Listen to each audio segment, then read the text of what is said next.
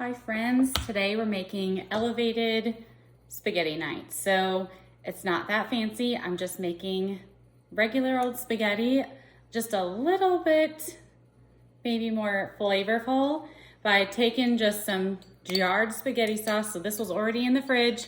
We've used some of it a couple weeks ago. And to make it just feel like true homemade spaghetti, I'm just gonna add a couple steps that really aren't too bad. I've got a tablespoon of butter. The kids are still at school, so I'm doing kind of this make ahead. I'm gonna put it in my little baking pan. And so when it is time, getting near to dinner time, I can just turn the oven on and make it like a baked spaghetti. You can also do this without baking it. This is just truly make ahead. I'm going out tonight with a girlfriend, and so I just like knowing that my kids are still getting a nice meal. I mean, don't get me wrong. Sometimes these nights they can go get fast food, or we just have they can have leftovers or a box of mac and cheese. But I do want to do this, and so I am. So I have a tablespoon of butter melting on the stove over here in my saute pan, and I'm going to chop up one shallot.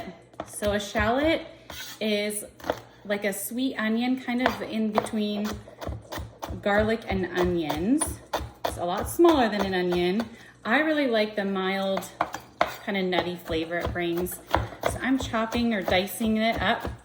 I can hear that butter sizzling in the background. I don't want it to burn. So I'm gonna add this one shallot. Stir it around just a little bit. Ooh, okay. My eyes are starting to water.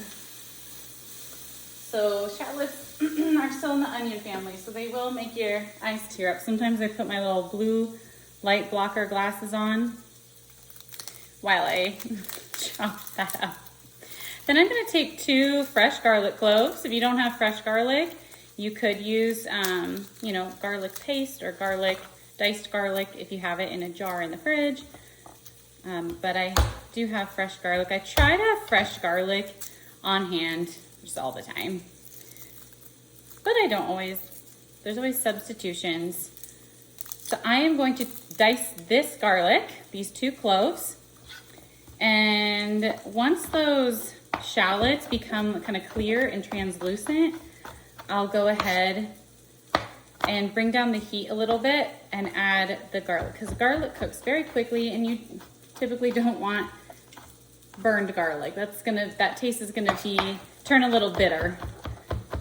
We're looking for flavorful, not bitter. I also have some water boiling in a pot on the stove, or working up to a boil. So I did salt the water. I added some salt there to it. All right, I'm gonna check on those shallots. And the other ingredients I'm using are petite diced tomatoes. And then I'm gonna try something new as a add-on. Again, I don't usually do this, but these are just canned or jarred artichoke hearts in water. So I'm going to drain these and chop them up and add that as kind of a vegetable to this dish, and a little extra flavor and tartness in there. Definitely not necessary. It might be a little eccentric. And then we can add this sauce to that sauce that we're making with a little bit of tomato paste, and we're gonna be good to go. All right, I've got my shallots on the stove in that tablespoon of butter. You can also just use olive oil. That's gonna be a little bit healthier alternative. I like to mix it up and use both of those, or either or. And then I have my pot of water over here with some salt in it. That's gonna work up to a boil. These got a little bit more cooked on some of them than I would typically like, but I did reduce the heat, and I just want them to get, again, kind of cleared. I'm gonna add the garlic. So that was 2 cloves of garlic. Can I get an amen? All right, this is looking good. I'm gonna go ahead and add those diced tomatoes and go ahead and put them into my pan with that garlic and shallot. I'm also going to add, whoa, a glob of tomato paste. I would say at least a tablespoon. Again, I don't usually measure, and that's one of the reasons why I love cooking. All right, let's see if I can open this. Oh, good, I got it. All right, I've got my artichoke hearts in water. So drain it a little bit. And then I put them out on a paper towel just to absorb the excess liquid. The nice thing is these are in water, so most jarred artichoke hearts are gonna be in oil, which is very flavorful for like salads. But I just find that I don't want them that oily or liquidy.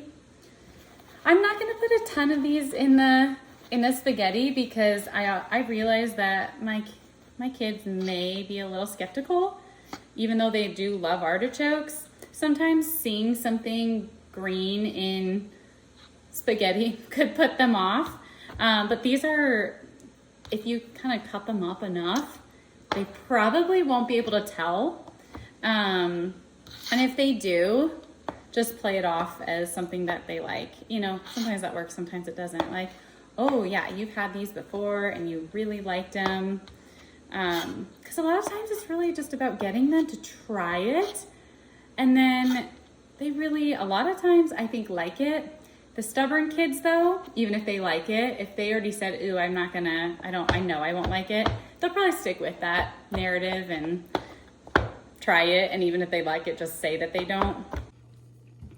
All right, I turned up the heat a little bit, so it's on medium heat on the stove.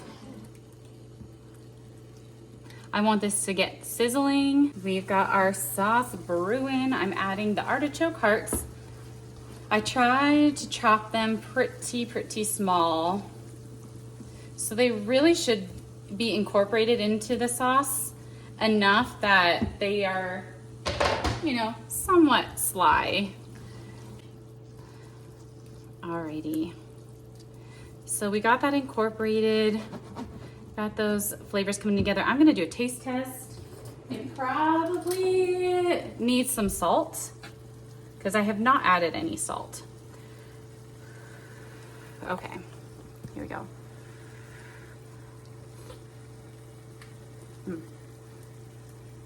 That's really good. I'm gonna test out the noodles. Okay, they need a little more time. Another trick that I've learned over the years is I grab a coffee cup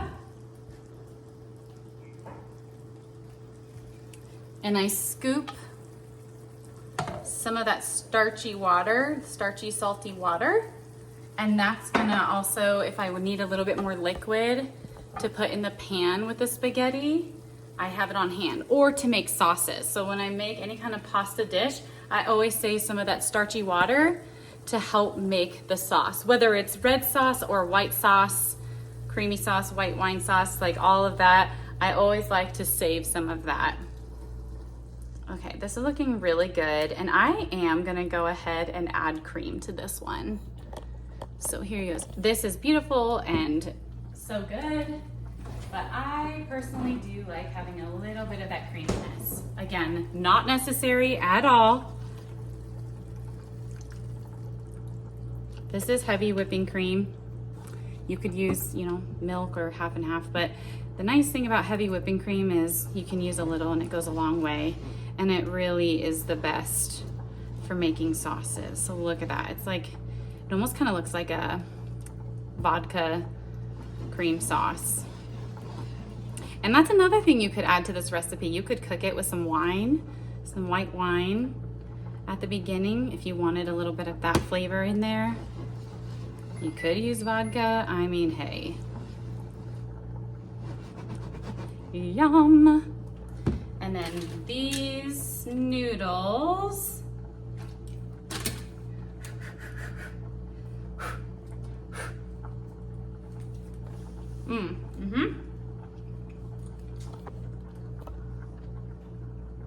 Definitely nice and chewy.